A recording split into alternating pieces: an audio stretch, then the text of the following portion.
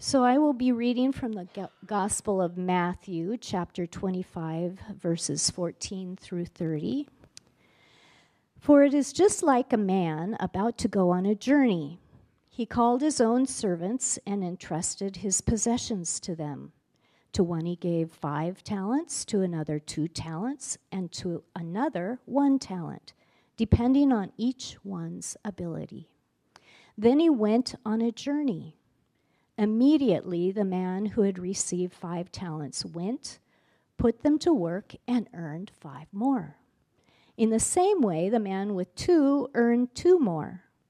But the man who had received 1 talent went off, dug a hole in the ground, and hid his master's money.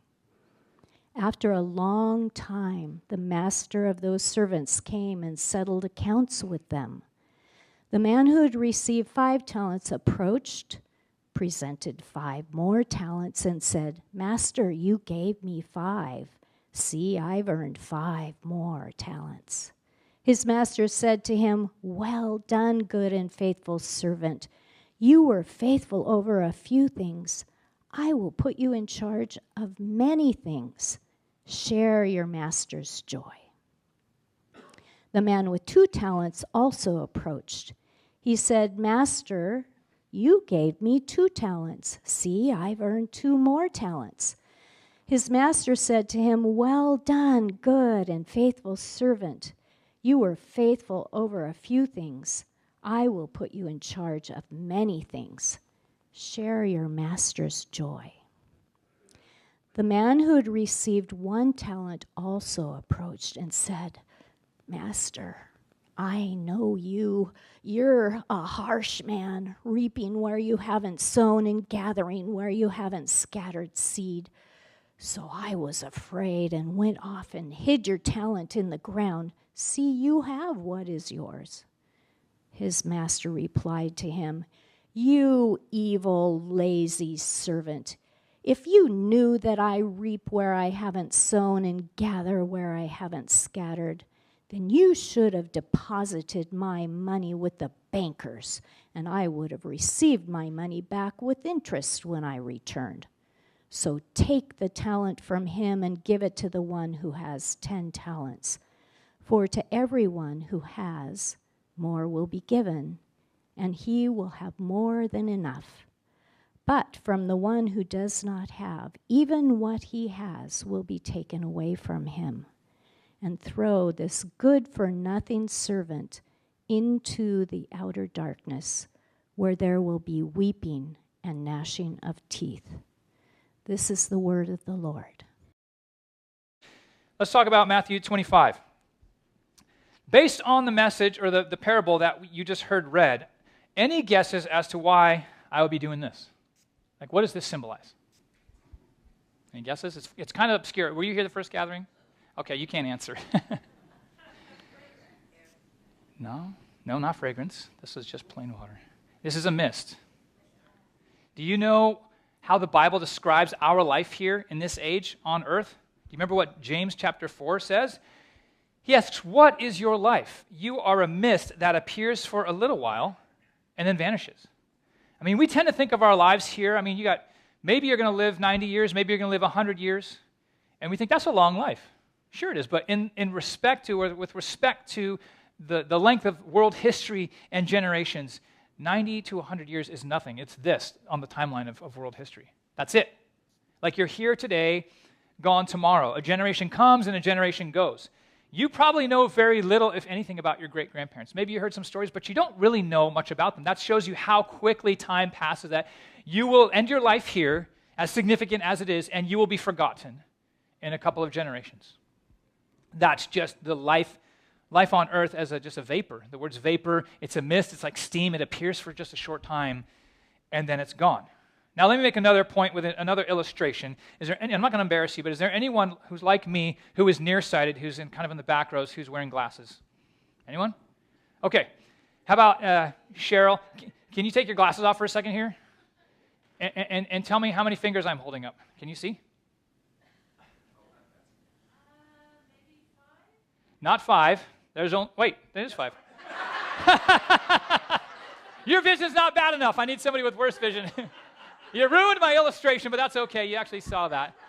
If you had worse vision, which you don't have, but I just put my fingers up. I didn't realize I was trying to not to do 5. But anyway, I messed up that illustration. But here's the point, is that many of us are nearsighted. I myself am nearsighted. Like when I'm walking through my neighborhood, my eyes have because I have astigmatism, I have a hard time looking right in front of me and then looking up and then focusing. And there will be like a neighbor across the street or somebody who's walking across on the other side of the street, and I don't even know who it is, and I don't know if I should wave or not, because it might be a neighbor, but it might not be. And I have embarrassed myself a number of times saying hi to people that are not people that I know.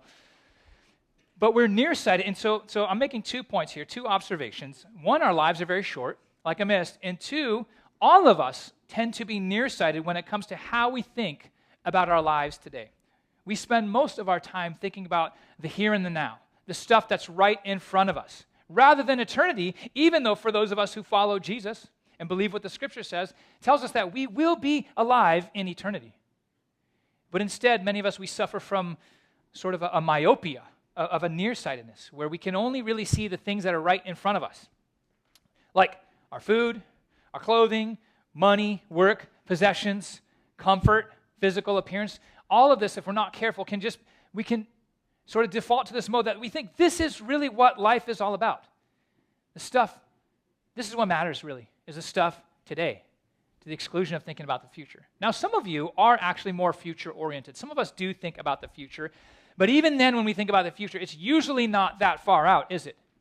Like if you're in high school, you might think about the future in terms of like what's coming next, like in terms of college. Or if you are in college or a young adult, you're thinking about what's the next stage. After college, after graduation, you're thinking about career, you're thinking about work choices, maybe you're thinking about getting married.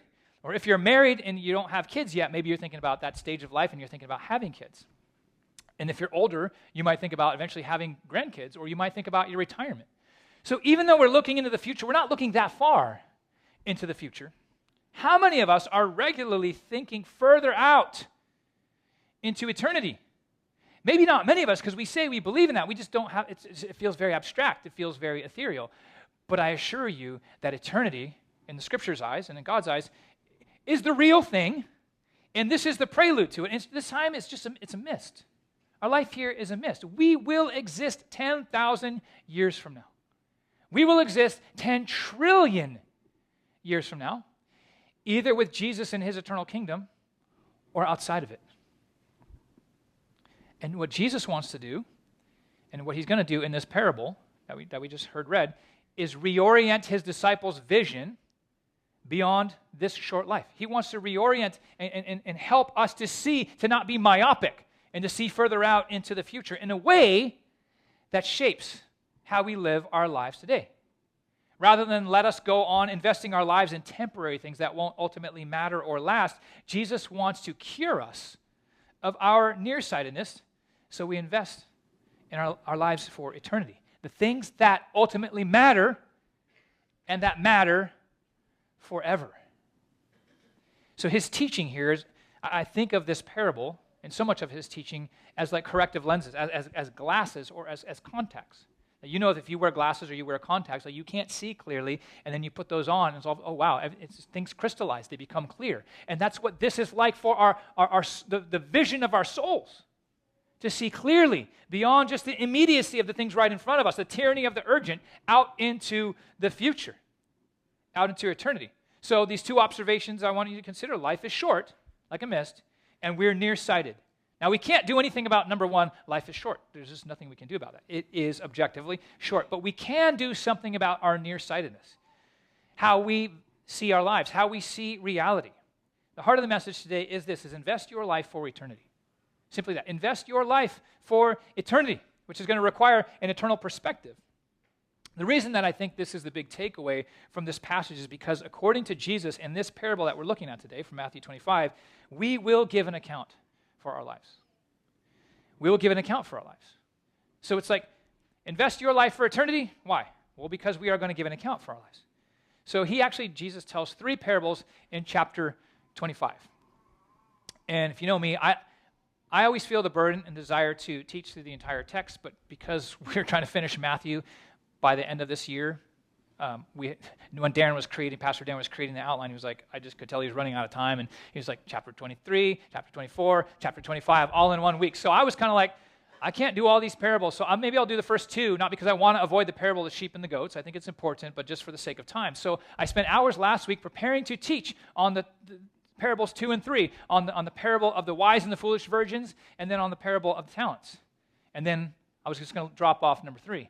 Well, then last night, I knew that we were going to spend some time talking a little bit about Africa New Life Ministries and child sponsorships, and I'm looking at my word count, which is kind of how I can plot it out, and I'm like, I have way too many words. And Saturday nights, sometimes it's hours. I'm just like chopping out a sentence here, a paragraph there, and it takes me a long time. And I was like, you know what? I'm just going to do what Darren's doing over in Woodinville. He's just focusing on the parable of the talents. And I just literally just selected that entire front end of teaching, and I just deleted it. It's in my notes still. I've saved it for the future. Sometime, who knows when I'm going to need it. But for the sake of time, I'm just going to focus on the parable of the talents. I like the title that Darren gives it. He calls it the parable of the investor. Because the Lord is the investor. The Lord is the one with the resources who entrusts these things to people to use for his purposes, his resources to invest for his purposes. Now, I think a helpful grid, you may have heard this before, but I think of the things that he's given to us to invest in 3 broad categories: time, talent, and treasure. Our time, our talent, and our treasure. And we can use this to kind of do an inventory of our lives and think about what we are living for, what we are investing in. Another way to put it is our schedule, our skills, and our stuff. If you like alliteration, it helps. Time, talent, treasure, schedule, skills, and stuff. It all belongs to him. None of it's ours. Because if you are a steward, what do? You manage something that's somebody else's. It's not yours. If somebody manages your property, you have property, it's not theirs to do with as they please. They are responsible for managing that thing, stewarding that thing in a way that's in line with what the owner desires, right? So God has entrusted every human being with some things, and we will all give an account for how we have used those things, what we've done with it all. And this parable, it's another parable about the kingdom. Jesus is saying that the kingdom of God is like a man who goes away, who is the master. The master clearly represents Jesus, and the time that he's away, there's a delay, it means he is coming back. Jesus ascended to heaven and is seated at the right hand of God, and he is coming back one day. And that theme continues in all of the parables that are in chapter 25 about the return of Jesus. So the master represents Jesus who goes away and is coming back, and the servants represent all people. Not just disciples, not just Christians, because everyone, every human being has been entrusted with time, talent, and treasure to use for the Lord's purposes. The default position of the human heart is to say, all of these things are mine. And we'll talk about that in a little bit. But all of these things are mine. But do you know that when we were created, when God created humanity, we belonged to him. But we walked away from him. That's the problem with humanity. We've walked away and we said, all of these things are mine. My time, my talent, my treasure. These things are mine to do with as I desire to do. But not so. The Lord owns everything, and we will all give an account. The master entrusts a different number of talents to 3 of his servants. Now, that word talent, I say time, talent, treasure. The way that I'm using talent in that triad, time, talent, treasure, is different from the way talent is being used here, so I don't want to confuse you. But in that day, a talent was not like we use it today, like a personal skill or ability, like we say, oh, she's a talented singer or she's a talented musician. No, in that day, a talent was a unit of measure. It was a unit of weight and currency that was worth a lot. It was worth, 1 talent was worth about 20 years' wages. So when you say 10 talents, you're talking like literally like billions of dollars. This is a lot of money. This is a high value. When the master leaves, the first 2 servants immediately invest his money. We don't know how they do it, but it could have been they started a business and they earned some from the business, and when the master returns, then they give him his return. But they both immediately get to work, and they both double the amount that they've been given. They've been given different amounts according to their abilities. The third servant's different because he does nothing with it. He buries it in the ground to keep it safe until the master returns, because he has a skewed picture in his mind of what the master is like. Jesus says in verse 19, after a long time, the master of those servants came and settled accounts with them. This is fascinating because here we have people who predict things. The weatherman predicts what the weather's going to be like, and we use our app to tell us, or or the pundits, they predict who's ahead in this election, who's going to win this election. We're like, oh, this is all important stuff. And I'm not saying it's not important. But what I'm saying is Jesus gives us a window into the history, the end of human history. He gives a picture of where the world is headed. He is coming back to judge the living and the dead, and every single one of us will stand before him and give an account for how we lived and what we invested our lives in. Knowing this fact about our future and the future of the world is infinitely more important than who wins the next presidential election. I'm not saying that's insignificant or not unimportant, but to be more concerned with that than with the coming of Jesus and his kingdom, and that you will stand before him, is to be nearsighted to the point of blindness.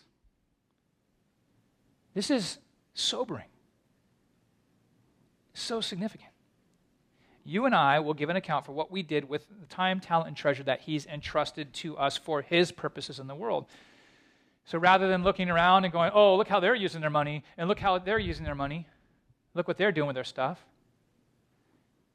the Lord will never ask you about what somebody else did with their stuff. The Lord is only going to ask us what we did with the stuff that he entrusted to us. That's sobering. Did we use it for his purposes in the world? In this parable, the first and the second servants, they report their profits. They both double it, and the master commends them. The point is they invest it wisely for the master's sake. He says to both of them, and if you've been around church and you've been in the Bible at all, you know this very famous saying, don't you? Well done, good and faithful servant. You were faithful over a few things. I will put you in charge of many things. Share in your master's joy.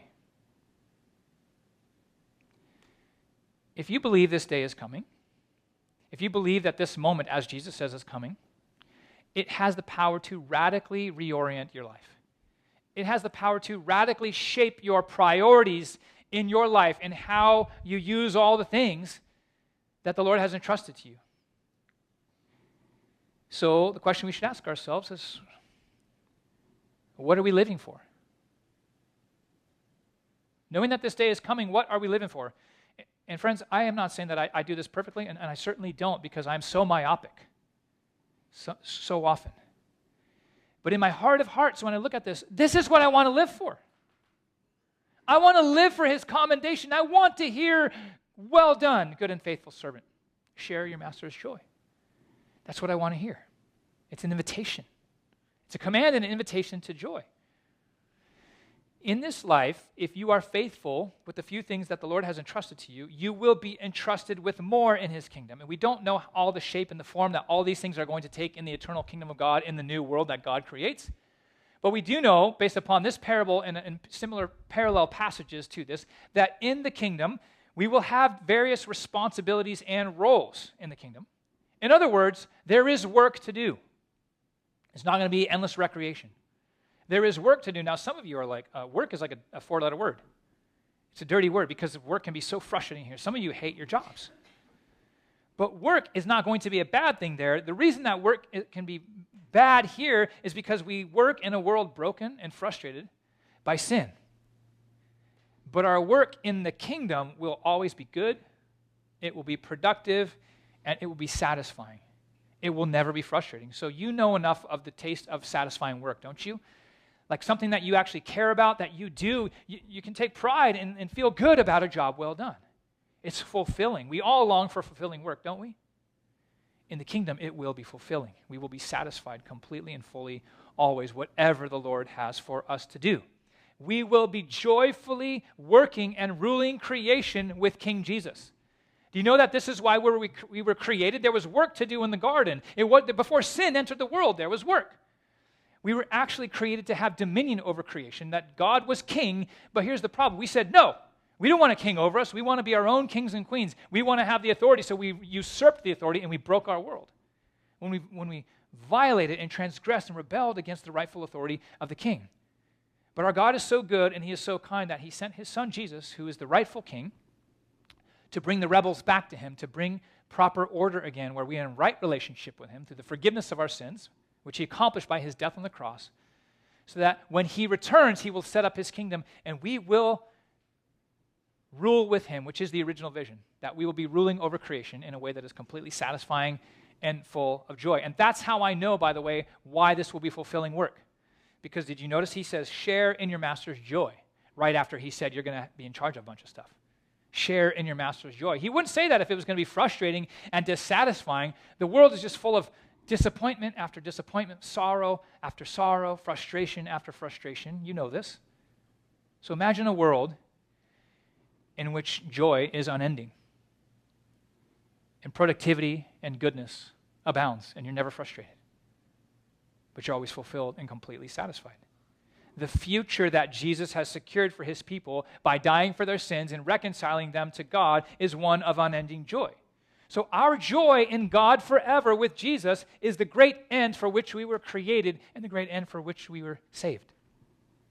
This is good news for us. This is good news. Notice that the servant who earned 2 more talents receives the same commendation and praise from the master as the one who earned 5. Did you see that? The master doesn't go, what, only 2 more? No, he's happy about it. So, I think there's an implication for us here. This is why we shouldn't, because it's the Lord who determines what you get and what you don't get. And we shouldn't therefore envy another person's abilities, their accomplishments, or their resources. Because we can look at them and go, hey, look at them. Why? Like, I started a business at the same time, and they're just everything they touch turns to gold. Guess what?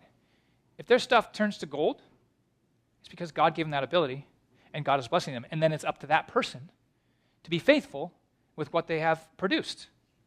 You see this? Where envy can just eat at us, and jealousy can just make us dissatisfied and grumble about God's goodness. The Lord determines all of these things, and he is only concerned that whatever you have, whatever time, talent, and treasure you have, his concern is not so much the amount that you produce, but what is it?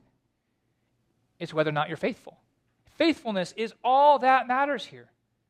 And friend, you will be faithful if you truly believe that your schedule, your skills, and your stuff all really belongs to him. See, because when you don't believe that, when you begin to believe that the talents that you have, you take that into yourself and you receive the glory for that, you begin to think that somehow that's inherently yours. No, it's not. God gave that to you. What did you have to do with you being talented at math or finances or whatever it is, or athletically? What did you have to do with that? Nothing. That's why Paul says in 1 Corinthians 4, if you have received these things, then why do you boast as if you didn't receive them? Meaning these are gifts from the Lord, and if you believe truly that your schedule and your skills and your stuff all come from him, then you will use those things as a steward for his glory and for the good of other people. So then I think it's helpful to ask and kind of use that grid, time, talent, treasure, and ask ourselves probing questions, not to find guilt and not to make anyone feel bad, but to go, how am I truly living my life? And how do I know if I'm investing my life for eternity or if I'm investing my life for the here and the now? So I would ask myself questions like this. Am I using my time in ways that show that it belongs to him, or do I believe that my time is my own and it belongs to me to do with whatever I please? We are very wealthy on the east side. We're rich in money, but we're poor in time. Many spend time in their car, commuting, and we're just kind of like scheduled out to the hilt, and so we are impoverished with our time. And so so it's very easy for me even. I think there is a wisdom to self-care, but what I'm noticing in culture is all this talk about self-care that sometimes we draw such strong boundaries around our lives that we just basically justify not helping anyone else. That's going to be too taxing on me. And friends, some of you have a problem with doing too much, and you do need some self-care. But some of us have we would draw lines around. I know the tendency in myself. I'm too tired for that. But if it's the Lord's time, I should ask him, Lord, how do you want me to use my time this weekend? I have a little bit of extra margin. How do you want me to use it? It's just too easy for me to justify selfishness. We can find any reason under the sun to be selfish with our time. So that's the question. How am I using my time?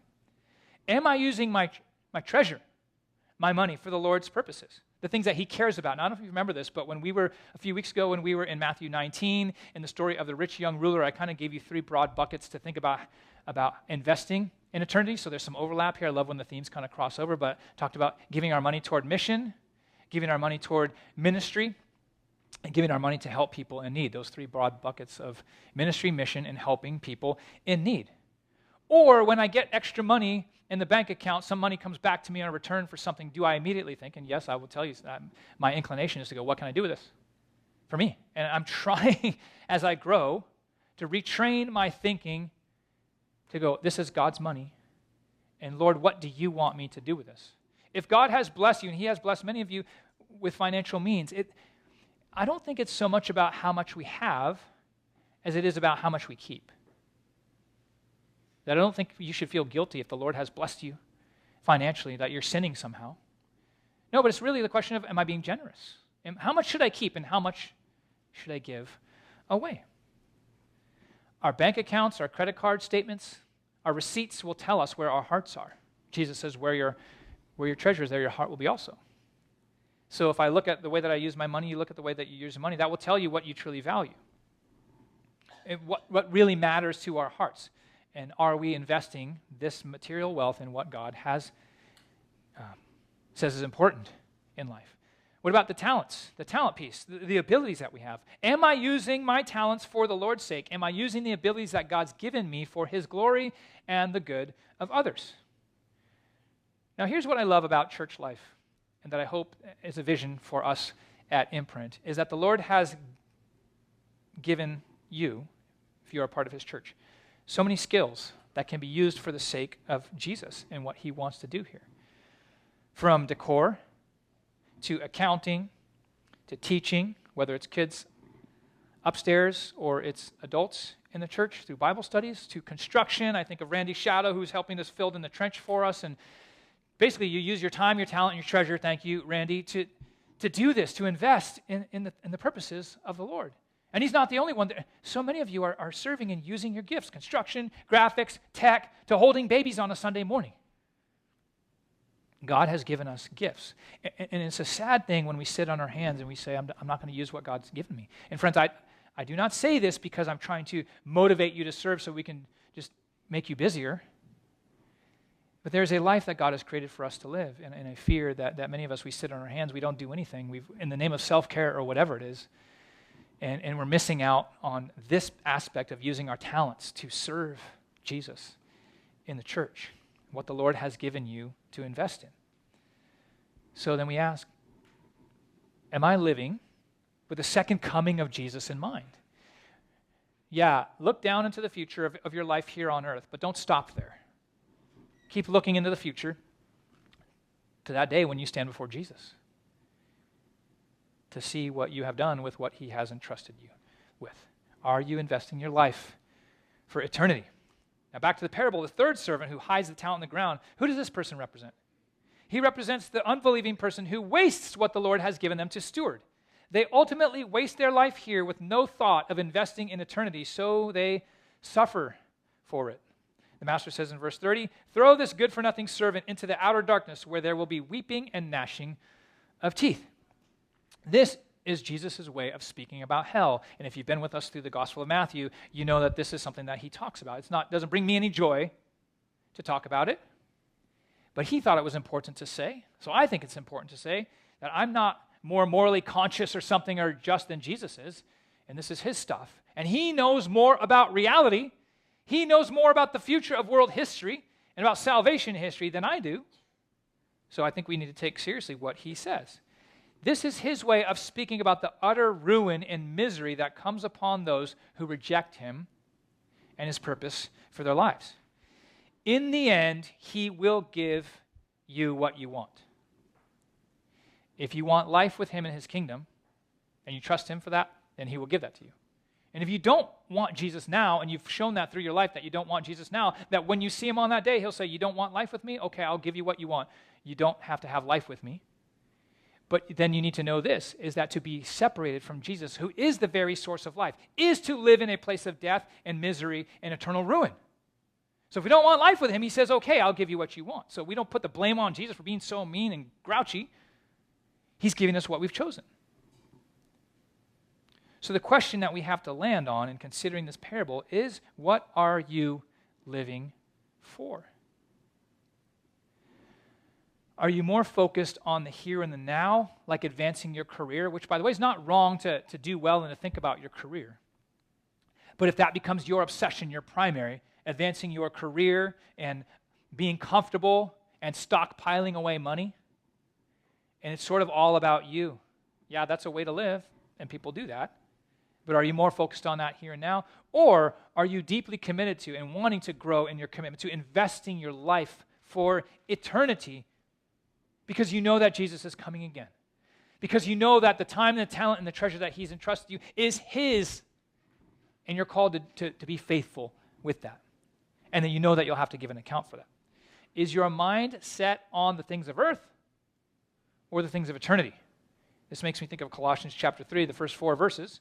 So if you have been raised with Christ, there's the gospel moment, raised with Christ, we've died to our old life in sin, we've been raised up to new life in Christ through faith.